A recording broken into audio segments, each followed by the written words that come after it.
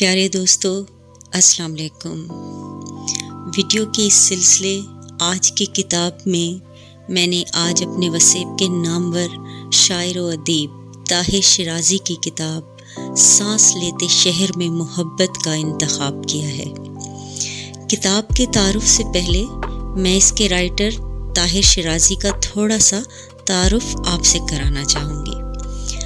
طاہر شیرازی میرے وسیب کے رنگوں کا ایک خوشنما رنگ ہے، جو کہ ایک ورسٹائل رائٹر ہیں۔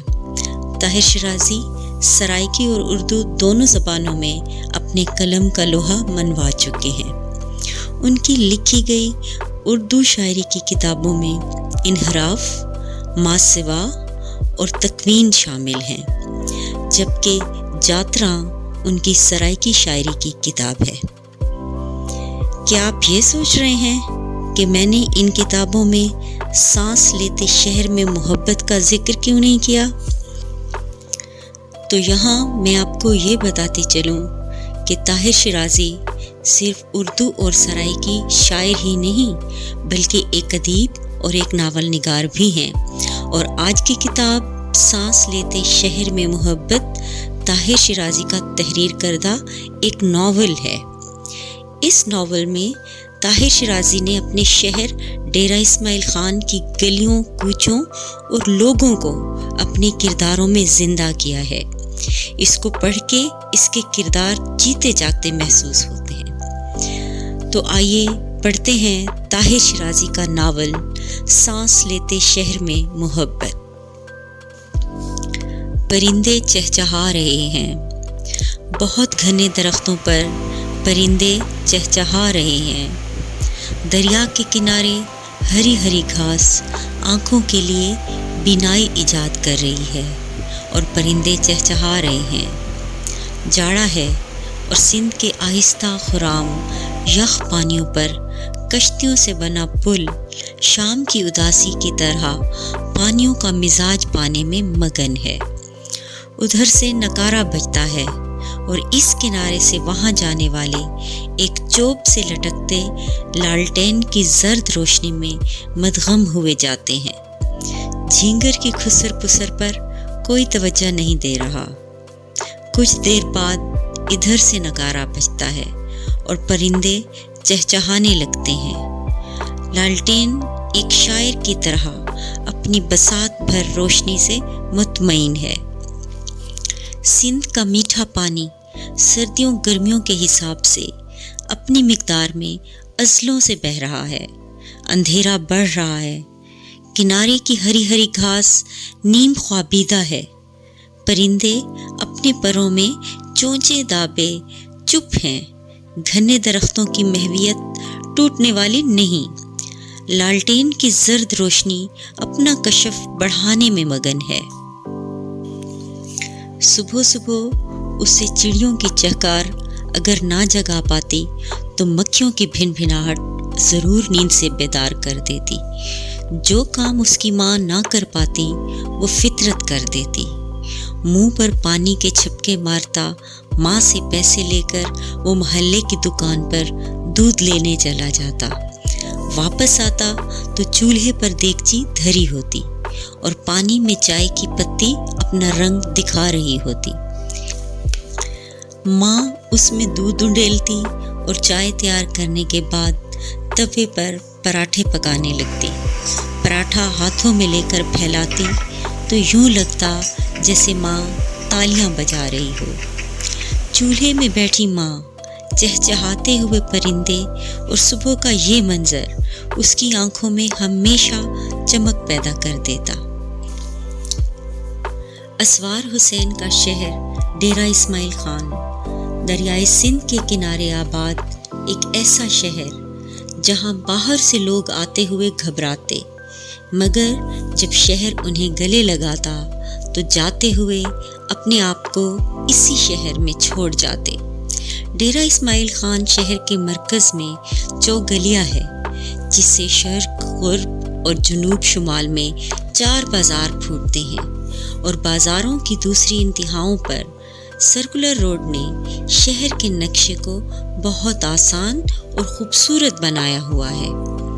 اسوار حسین کے آباء و اجداد نہ جانے کب یہاں آئے تھے اسے معلوم نہیں تھا، مگر جانتا تھا کہ انہیں پیٹ کی آگ یہاں لائی تھی، وہ کسی حملہ آور کے ساتھ نہیں آئے تھے۔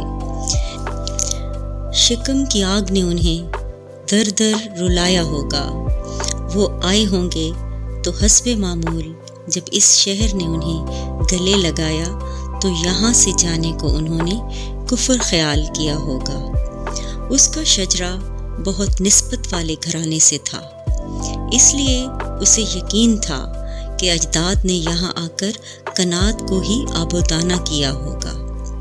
یہاں کی اکثر آبادی غریب لوگوں کی تھی، ان دنوں زیادہ پیسے والے گھرانے کم ہی ہوتے تھے، لوگ سادہ تھے اور ان کی بود و باش بھی سادہ تھی۔ وہ ایک ایسے مکان میں کرائے پر رہتے تھے جس کا مالک اپنی بیوی بچوں کے ساتھ لندن میں مقیم تھا۔ مالک مکان اس کے والد کی انکساری اور شرافت کی وجہ سے مطمئن تھا، ورنہ ایسے حالات میں جب کہ وہ پردیس میں تھے ان کے مکان پر قبضہ ہو چکا ہوتا۔ جب تک وہ لوگ وہاں رہے مالک مکان نے کرائے میں اضافہ نہ کیا۔ گھر کی حویلی کچی تھی، برآمدے میں بھی فرش نہ تھا، البتہ کمرے عام سے فرش سے مزین تھے۔ اپنے بچپن میں وہ سارا دن حویلی میں کھیلتا اور مٹی کی باس لیتا رہتا۔ اسے یاد تھا بہت کم عمری میں ایک بار جب سڑک بن رہی تھی وہ باہر سے مٹھیاں بھر بھر کر بجری لاتا اور حویلی کے ایک کونے میں اکٹھی کرتا رہا تھا۔ جب وہ ایک ننھا سا ڈھیر بن گیا تو اس نے اسے پانی دینا شروع کیا۔ اس کی والدہ چولہے سے یہ سارا منظر دیکھتی رہی۔ ماں کے استفسار پر اس نے بتایا کہ وہ ایک پہاڑ اگا رہا ہے اور روزانہ پانی دینے سے ایک دن جب یہ درختوں کی طرح بڑا ہوگا تو وہ اس کے اوپر چڑھے گا۔ باپ اس کا چھوٹا سا سرکاری ملازم تھا جو تنخواہ ملنے کے بعد سابقہ قرض چکاتا رہتا اور تنخواہ ختم ہونے کے بعد پھر سے قرض لیتا۔ لوگ ان کی ذاتی شرافت اور خاندانی نسبت کو دیکھ کر ان پر مہربانی کرتے تھے۔ گو اسے اسکول کی تعلیم سے زیادہ دلچسپی نہیں تھی، مگر اس کا شمار نالائق طالب علموں میں نہیں ہوتا تھا۔ جو کچھ بھی وہ اسکول میں پڑھتا اسی کو کافی جانتا، گھر میں کبھی وہ کتاب کو ہاتھ تک نہ لگاتا۔ میٹرک کرنے کے بعد گورنمنٹ کالج میں داخلہ ملنے پر وہ مسرت یا پریشانی کے احساس سے عاری رہا۔ اس کے دوست منظر نے میٹرک کے بعد تعلیم کو خیر باد کہتے ہوئے کچھ نہ کرنے کی ٹھان لی۔ کالج میں جانے کی خوشی کی بجائے منظر کے داخلہ نہ لینے اور اس سے دوری نے پریشان کر دیا۔ تیکھے نقوش والے سانولے سے منظر سے اس کی دوستی یہاں آ کر ہوئی تھی۔ وہ اپنے سامنے ایک جست کی تھالی اور ایک ششین گلاس رکھتا اور ہاتھ میں 2 چائے کے چمچ پکڑ کر تھالی اور گلاس کو چمچ سے بجاتے ہوئے بہت دلکش لے کے ساتھ جب گاتا تو اس کے ہنر کو اس کی کم عمری میں تسلیم کیے بنا چارہ نہ رہتا۔ وہ اسوار کا ہم عمر تھا اور دونوں قد و قامت میں تقریباً برابر تھے۔ اسوار کا گھر گلی کے موڑ پر تھا، جہاں سے شمال میں محلے کا چوک تھا جبکہ مغرب میں امام بارگاہ تھی۔ چوک سے آگے سرکولر روڈ تھا۔ ان کے گھر کے دروازے پر ایک پرانا پیپل کا درخت لوگوں کی ذہنی آسودگی کا باعث تھا۔ دوپہر کو محلے کے لڑکے پیڑ کے سائے بیٹھ کر گپے ہانکتے اور ٹھٹھا کرتے۔ اکثر بے اولاد خواتین ہرے بھرے پیپل کے تنے پر اس امید میں مکھن اور سندور لگاتی کہ اللہ ان کی گود ہری کرے گا۔ شہر کے 9 دروازے تھے جو انگریز دور میں بنوائے گئے تھے۔ جن میں آج بھی کچھ شکستہ حالت میں موجود تھے۔ ان میں ایک دروازہ کنیراں والا تھا جس کی محراب اپنی باقی ماندہ سانس لے رہی تھی۔ اسے دیکھ کر یوں لگتا تھا جیسے ایک ہارا ہوا سالار اپنی شمشیر کے دستے پر ماتھا ٹیکے اپنے ہر فیصلے سے دستبردار ہو گیا ہو۔ پرانے وقتوں کی شہر پناہ مکمل منہدم ہو چکی تھی، جس کے آثار بھی باقی نہ تھے۔ ہر دروازے کے ساتھ مسافروں اور دیگر شہریوں کے لیے پیپل کے درخت لگائے گئے تھے۔ پرندوں کو لجپال درخت اپنی ٹہنیوں میں امان دیتے اور لوگوں کو سایہ دان کرتے۔